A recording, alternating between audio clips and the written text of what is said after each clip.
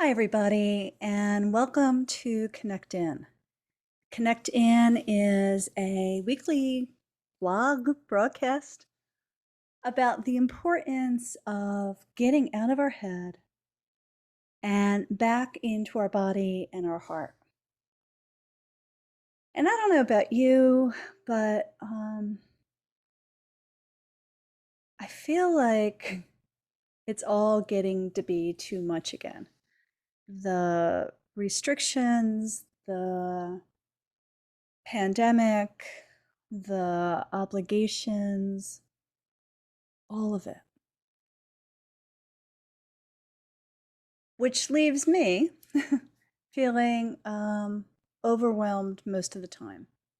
And when I get overwhelmed, I start to second guess myself, second guess my choices, my decisions, and I fall back into the woulda, shoulda, couldas.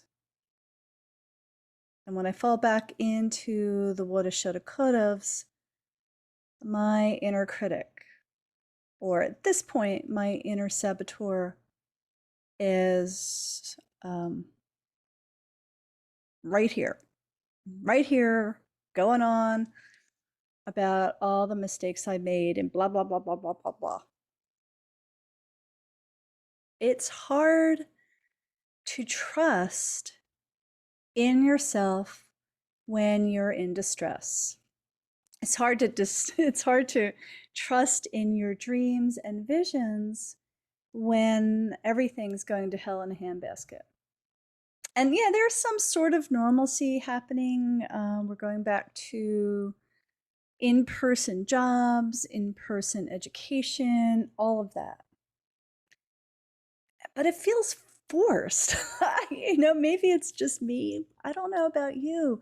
I mean, there's a certain relief of having some normalcy, but I'm really not quite sure if the normalcy is true, right? So there's the realm of my inner critic. And I know last week I talked about, what if our inner critic really is telling us truth? I talk a lot about um, connecting in, getting out of our head, which is where we can start whirling and twirling, and getting back into our body and our heart, because that's where our true guidance happens. And then sometimes, especially last week, I was like, what if my inner critic is really my body? What if my inner critic is really guiding me from what's going on in my heart? Now, that's counterintuitive to what I'm talking about most of the time, but I'm wondering. I'm still wondering. Did y'all ever have that thought?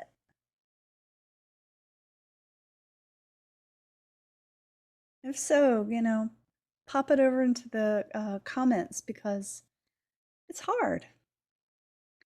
So at the end of the last week of having pretty much an entire meltdown, I was like, okay, wait, you have tools, Damini, you have tools.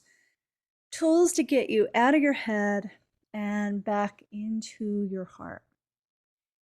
And so before I start talking anymore, what I thought I would offer you today is the experience to know what it feels like to get out of your head and back into your heart. Because here's the deal. When you're in your body, right, you are being guided by your soul, by your heart's truth. When you are in your body, you are unshakable in all that you are. It sounds simple. It's not always that simple because we resist.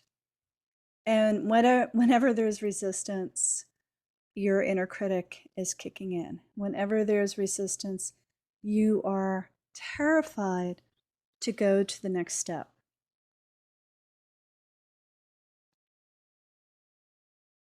So let that all digest into your body. And yeah, yeah. Thanks, Eli. It's so important to just understand where the conversation's coming from. You know, is the conversation coming from your heart or is the conversation coming from your head? So, what I'd like to do now is give us all an experience of what it feels like to be inside and down and connect it to ourselves, because you need some sort of comparison. Okay. And I'm going to make this about 5 to 7 minutes long so you can really have the experience. And then we can chat a little bit more about this. So I'd love to ask you to get comfortable, to close your eyes, to have a seat, to have a seat on the chair, on the couch, horizontal, vertical, on the floor. And just feel the weight of your body on the earth.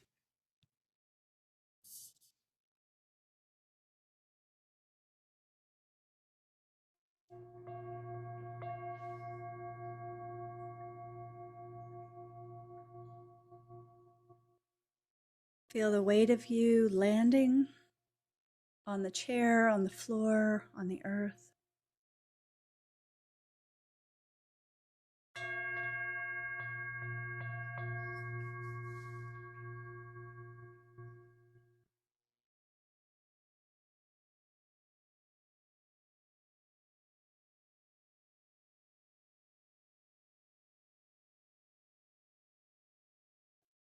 Now just bring your awareness to your breath.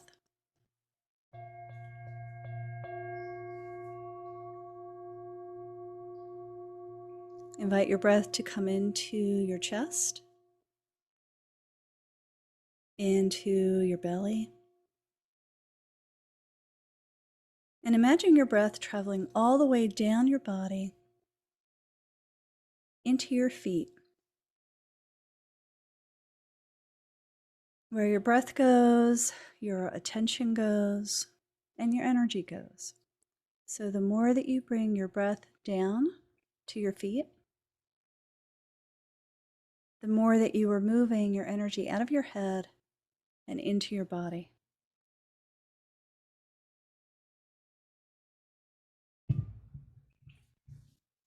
So breath, belly, feet is your new mantra.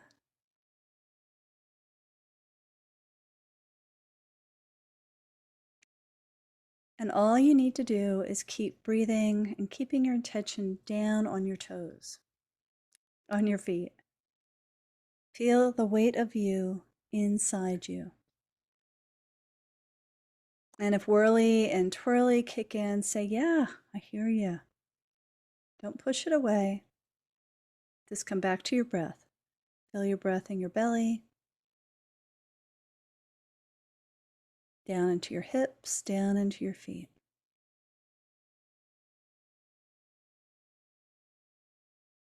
So the first step of connecting in is to connect in to your body.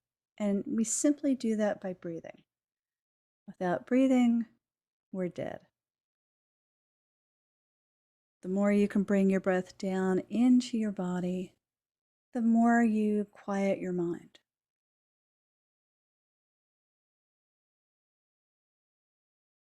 And I'm not suggesting that we only live in our heads or we only live in our body, but to be in cooperation with each, to have the guidance of our mind and our body. That's the work. That's the magic.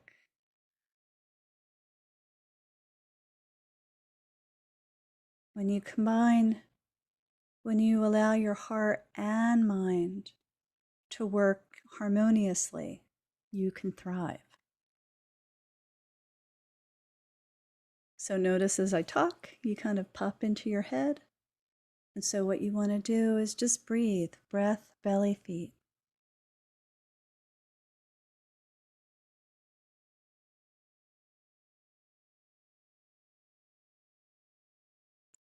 If you feel like you're thinking too much or you're getting distracted, just wiggle your toes and come down.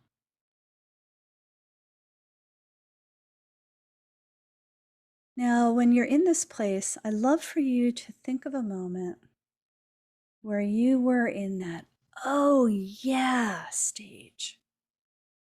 Like, yes, I can do this. Yes, this is amazing. Yes, I feel amazing. Just bring that back. It's in your muscle memory. Bring it in. Recall it. Chances are your eyes were lit up. You were in your groove, in your flow. You had full trust in yourself.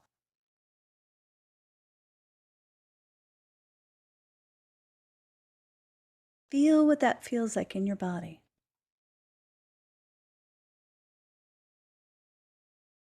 That is being in your body, being in your flow, and being in harmony with your head and your heart.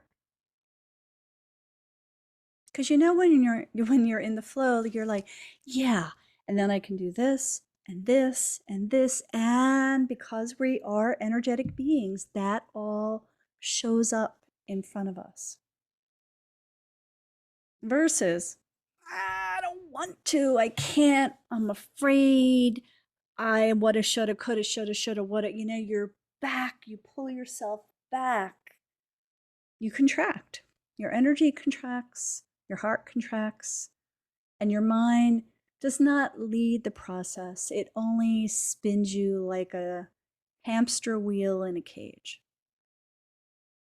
When you are harmonious with your heart, your head, and your heart, there is forward movement. There is growth and expansion. So come back to breath, belly, feet. Feel yourself landing in your body. Right? Our body is where our senses are.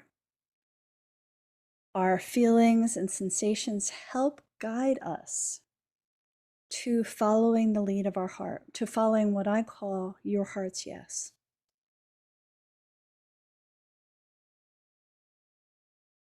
And just take a moment and notice how you feel.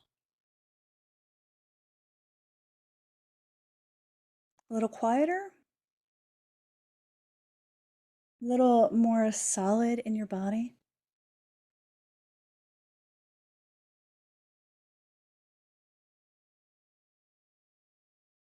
The first step to living a heart-centered life is to come down out of your head completely and into your body, to allow all the feelings and sensations of your body to guide you, right? To follow your heart's yes. When you do that, when you follow your heart's yes, the hamster wheel of whirly and twirly slow down. Your head can actually take a pause and regroup. And then listen to all the feelings and sensations of your body and make a plan and go forward and dream again. This has been an incredibly hard year and a half. Yeah, for all of us, almost 2 years. And that level of stress and pressure really can rattle the best of us. And it's helpful to look outside for other tools and suggestions of how to get grounded and centered. But don't lose fact. Don't lose insight, if you will, that you also have all that you need inside you. We've been trained from a really young age to look outside ourselves for guidance, for suggestions. Hence, sometimes we have forgotten that we are incredibly wise, soulful women. people. We just have to learn to begin to trust what we know is true inside us. And you start that truly by breath, belly, and feet. Coming into your body and then feeling where it feels like to go, oh yeah. And where it feels like to go, oh, I don't think so. And finding out which of those is true. You know, we get caught up a lot in bravado. It's like, yes, I could do this, and yes, I could do this.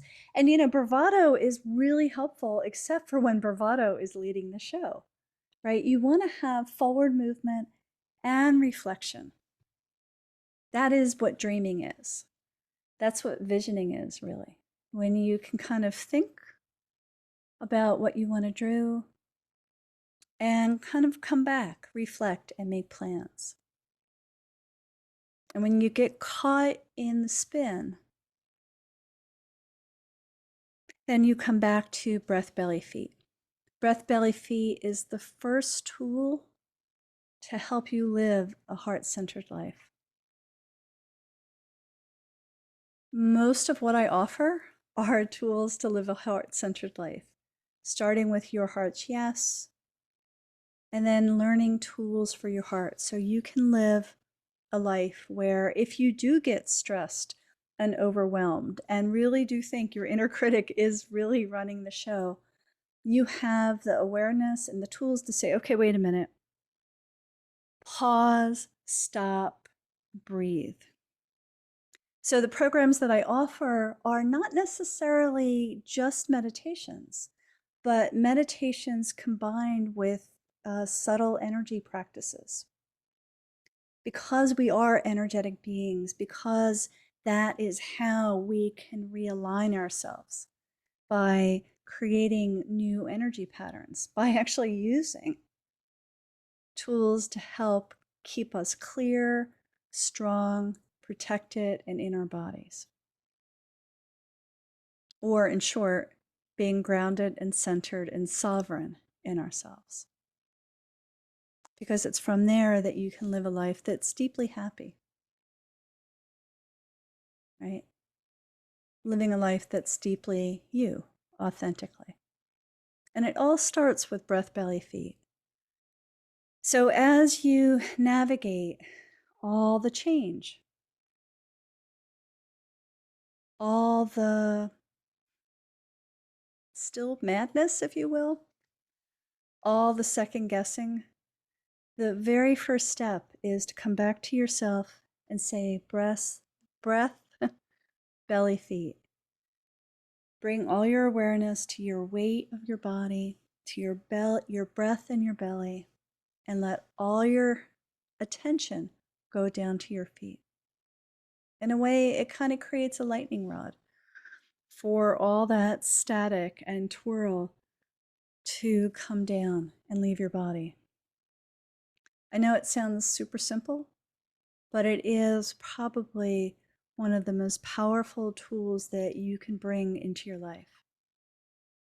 And yes, you can do it formally with a singing bowl or a candle, or set up a practice where you wake up each morning or at lunchtime and take 5 minutes to breathe, to really feel yourself coming out of your head and back into your body, so that those two, head and heart, can work harmoniously.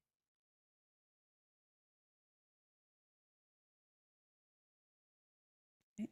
Then you stop second guessing what you're thinking, what you're feeling, what you're dreaming. Right? You step into your inner wisdom and your inner power again. And from there, you can live the life how you choose to live your life. Right? So for this week, I invite you to just notice. Notice when your inner critic or your inner saboteur is going, ah, which could be every minute of the day, and that's okay. Step 1 is to notice. Step 2 is to go, okay, hold on, take a moment, pause, breath, belly, feet. Breath, belly, feet. breath, belly, feet, until you feel yourself calming down. And then feel into your body and say, what is my next step? Feel for that expansion. Feel for that flow. Or the universe always tells us these beautiful things, right? And it's from this place that you can make decisions and choices that are right from you. Not based out of fear and not based out of second guessing, but based on the truth of your heart. So check out my blog at dominicelebri.com. There are a ton of exercises and thoughts and suggestions, ways to know how your inner critic is running the show, ways to get you back into your body. And reach out if you have any thoughts and ahas, because really, I would love to hear from you. I would love to hear how it feels for you when you're in the flow of your heart, or what it feels like when whirly and twirly is kicking in. All right, until next week, I send you much love. And to leave you with the mantra, breath, belly, feet. Have a beautiful week. See you next time.